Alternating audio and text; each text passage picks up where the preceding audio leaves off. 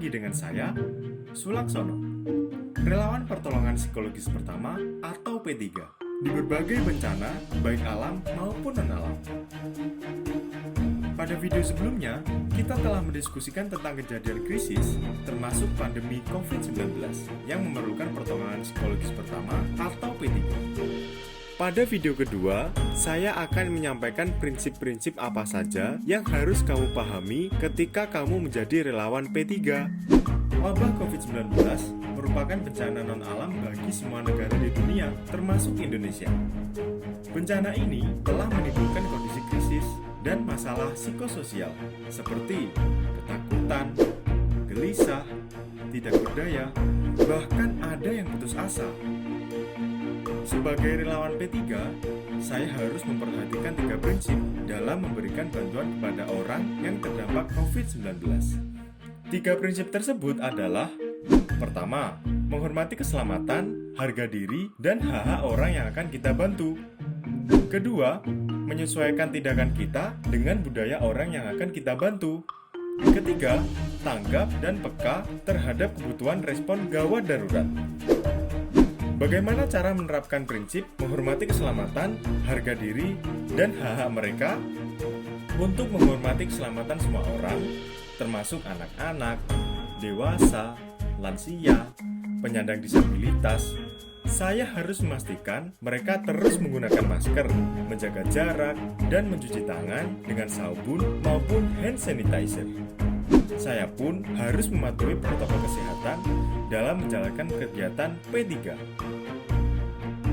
Untuk menjaga harga diri mereka, kamu harus menjaga kesopanan sesuai adat dan norma sosial setempat.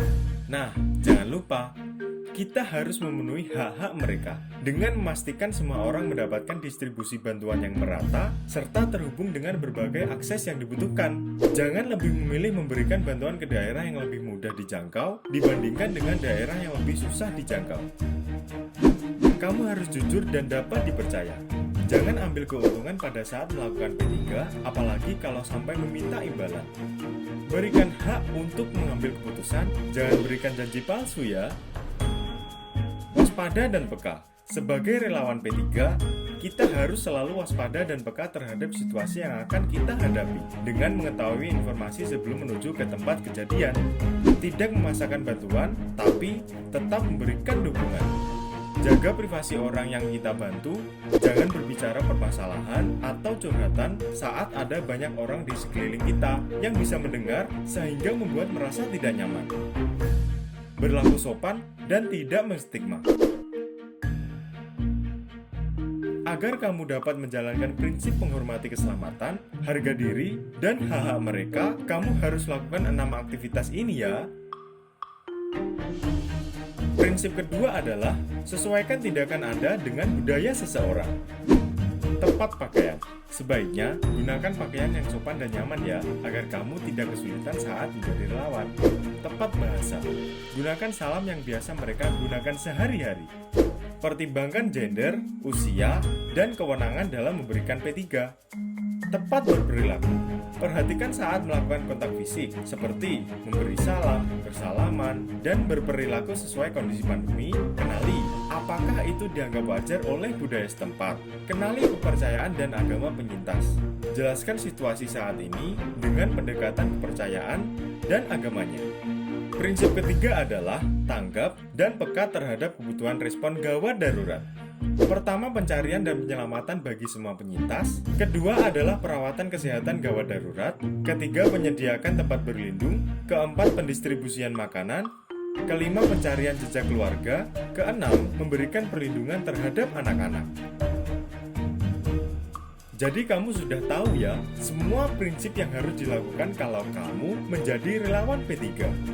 Tapi, bagaimana ya kalau pada saat kamu menjadi relawan P3, tiba-tiba kamu dihadapkan dalam kondisi darurat? Pertama, ikuti arahan atau instruksi dari pihak-pihak yang berwenang dalam menangani krisis.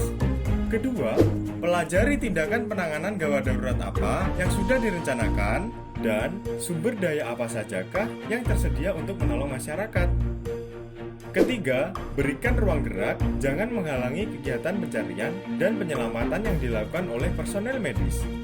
Keempat, kamu harus tahu peran dan batasan peran kamu sebagai relawan P3.